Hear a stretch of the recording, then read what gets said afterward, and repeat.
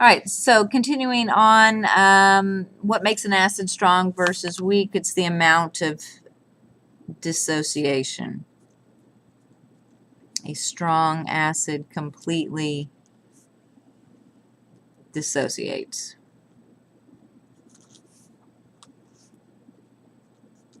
A weak doesn't. So what were some properties of strong acids? You guys can look those up in your notes. See if you can remember one. Sorry about that. That's all twisted. Things like pH would be much less than 7, right? For pH. pH means the power of hydrogen. It's so, ooh, where can I write that? Let's just put that here. So remember, pH equals power of hydrogen. And it's a big logarithmic kind of thing, but if you just think about it, if this is my concentration, 0.02, that pH would be 1, 2. pH of 2. If my molarity was 0.1, 2, 3, 4, and 1, so 1, 2, 3, 4, 5, pH of 5. Quick, easy way to do it. Also remember that pH equal plus, oops, POH always equals 14. So if we had molarity was 0.0000001 for hydrogen ions. Let's see, that's 1, 2, 3, 4, 5, 6. That would be a pH of 6, and that would go with a POH of 8. 6 plus 8 equals 14. And that would mean the molarity of our hydroxide ions would be, so to start there, 1, 2, 3, 4, 5, 6, 7, 8. That would be the molarity for the hydroxide. I think we're going to look at a few of those in a second. Okay, but just remember the first thing for something to be a strong acid, obviously it has to have a pH of less than 7, closer to 1, the more acidic that is. So, what else?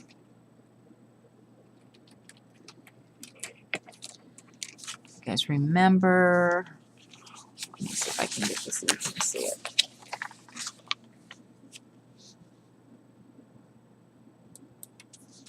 They dissociate completely. We already said that.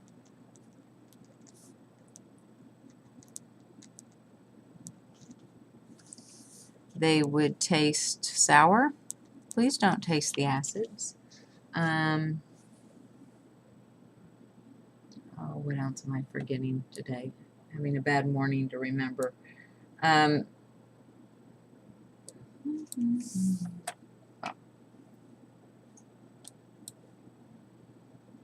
We could talk about the electronegativity, but let's just skip that for now. There we go. I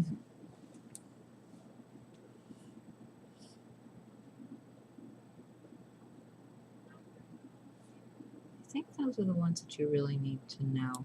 Just remember that strong does not mean concentrated. Strong and weak have to do with how much they dissociate. You can have a weak acid that is very concentrated. You can have a strong acid that's very dilute. When we talk about strong and weak, we're talking about how they dissociate and not how concentrated they are. And you can look up on your notes, we talk about the terms caustic and corrosive. Let's put in some base stuff. pH of greater than 7. Remember the POH scale would be the opposite. Also dissociate. These are going to taste bitter. And for the rest of it, but those are the big things. Just big thing to remember, not the same as concentrated. A high molarity does not necessarily indicate a strong acid. Oh, we already answered this. Power of hydrogen. And so, by the way, that should mean to you that the POH would be the power of hydroxide. So if the concentration of hydrogen ions is 0.0001 m, what is the pH? Let's count. 1, 2, 3, 4. That is a pH of 4. The concentration of hydroxide ions in a base is 0.1. The POH would be 1 for POH, which would mean the pH is 13. If hydrochloric acid has a pH of 1, what is this pOH? Remember, pH plus pOH equals 14, so 14 equals 1 plus pOH. pOH is 13. Magnesium hydroxide has a pOH of 2. What is the concentration of hydroxide ions? Okay, so this is pOH, so that's the hydroxide. So let's put a decimal and count 1, 2. That would be its concentration, 0.01 m. If acetic acid has a pH of 4, what is the concentration of hydroxide ions? Okay, so now we're going to have to do two things. pH of 4. First thing we're going to do is say POH is 14 minus 4, or 10. So that means the concentration is, put our decimal, 1, 2, 3, 4, 5, 6, 7, 8, 9, 10. Like that. Universal indicators are things that change colors in a variety of acid and base conditions. We use cabbage juice, but there are many others. Please look in your notes. Different things like litmus paper are not really a universal indicator. They sort of indicate acid or base, depending on if we're talking about blue litmus paper or red litmus paper. There's other things that change a variety of colors based on the strength, the concentration.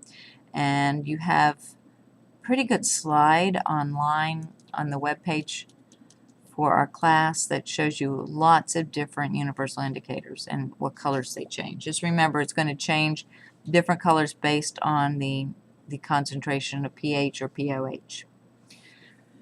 Titration is a process of combining a known, we're going to call that the titrant, and an unknown acid or base in a neutralization reaction. Analyte. So analyte is what we're trying to figure something out on. It's usually a thing we don't know its concentration, something like that. This would be our unknown. The titrant is the stuff we're using to analyze the entrant, so this is our known. And we can have either an analyte that's an acid and a titrant that's a base, or we can flip that and have an analyte that's a base and a titrant that's the acid, but we always have to have one of each to do these. Okay, so let's do the titration examples, and then we'll stop there. So first thing, you've got the problem-solving steps. Write a balanced neutralization equation. Remember, we always end with a salt and a water. Solve for the molarity of the titrant. That's what we know using our molarity equations. Let's write that there. M equals moles per liter. Then we're going to use stoichiometry to determine, once we've got our molarity and our moles of the titrant, we're going to use stoichiometry to figure out the moles of the analyte and then solve for its molarity. So we actually use this in both steps 2 and 4. So if it takes 54 milliliters of 0.1 m NaOH to neutralize 125 milliliters of an HCl solution, what is the concentration of HCl? So this is our analyte. And the NaOH is our titrant. So let's use some blank paper and start by saying NaOH plus HCl creates NaCl, and let's check, that's plus 1, minus 1, so that's fine, we don't have to write any subscripts, plus H2O, and you can, if you want, write H2O, HOH like that, makes it easier to balance. But in this case, we have one Na, one Na, one OH, there's our OH, one H, there's our H, one Cl, so we are already balanced. So this is a 1 to 1 to 1 to 1 molar ratio. Everything is present in 1 mole quantities. So let's go to look at our NaOH. We have a 0.1 m solution. So how many moles did we use if it took 54 milliliters? Okay, so we can't use milliliters. 54 milliliters, we need to divide that by 1,000 milliliters per liter. So that just gives me 0.1 equals moles, or 0.054. So if we grab the calculator, we'll multiply both sides by 0.054.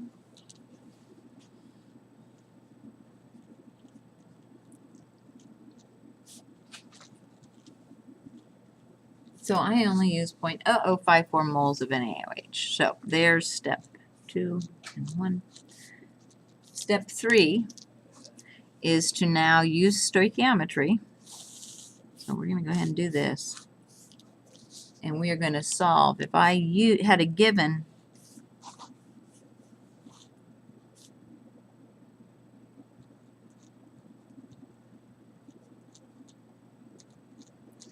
.0054 mole NaOH, we don't need to use this space right here because I'm already in moles. Remember, I only need this space if I'm not in moles for my given. So let's just, we don't need it. Now I need to put the moles of what I'm looking for, and that would have been my HCl and the moles of my NaOH from my formula. So I had a 1 to 1 molar ratio. So, and I don't need this because I want my answer in moles. Those are the only spots I need for this titration. And since it's just multiplying 1 and dividing by 1, if I use 0.0054 moles of NaOH, I have 0.0054 moles HCl. So that gives me my third step. The next step, the last here, now I'm going to go back to the molarity problem, and I want to solve for what's my molarity. If I use 0.0054 moles HCl, and I used, let's look back up at my example, my problem, 0.125 liters, 125 milliliters. 125 liters of the HCl. So now we can go back to the calculator. 0.005 divided by 0.125.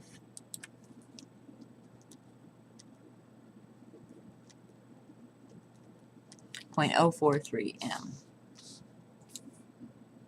Okay, so this should make sense. If you have a 1 to 1 ratio and you used more of the analytes, the hydrochloric acid, and less of the titrant, the NaOH, that means that the titrant is more concentrated than the analyte, and that's what we found. So go back to your notes and you can just write in the answer. All right, so the last one, same exact steps, and see if you can follow along with this. We have a 50 milliliters of 0.5 molarity KOH, so potassium hydroxide. That is our titrant. It's the one we know. To completely neutralize 125 milliliters of sulfuric acid, that's our unknown, or our analyte. What is the concentration of the acid? So step 1, we've got to write the formula. KOH plus H2SO. Oops. Why am I writing that backwards? There we go.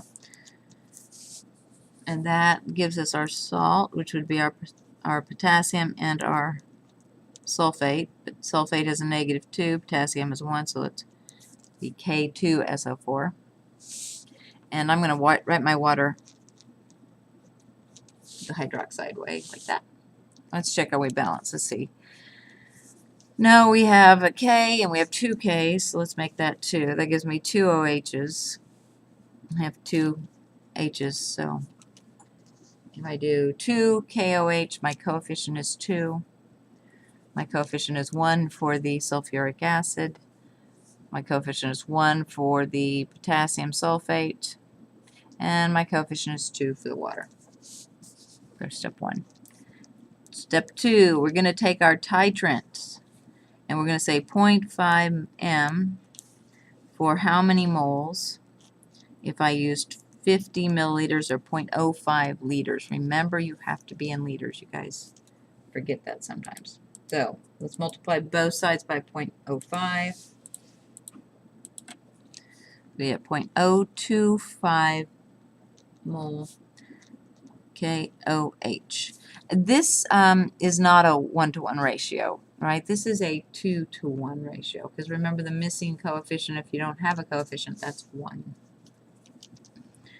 So back to our stoichiometry problem. Now we're going to take this given, our 0.025 moles, and put it in for our KOH. Already in moles, so we don't need this section. Let's see, we have 2 mole KOH for every 1 mole sulfuric acid.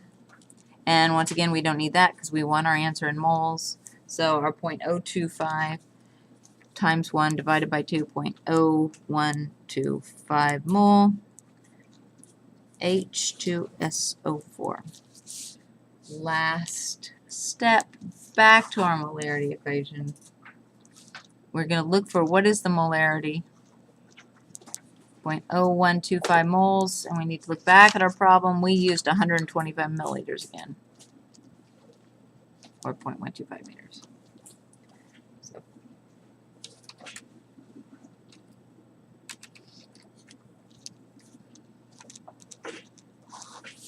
I have 0.1 m. That's my final answer. All right. So that is all for solving these problems. I haven't noticed a lot of titrations on the SOL, but just be prepared definitely for questions about acids and bases. Definitely be prepared to read the lines on a burette, the pictures, and remember the relationship between concentration, pH, and pOH.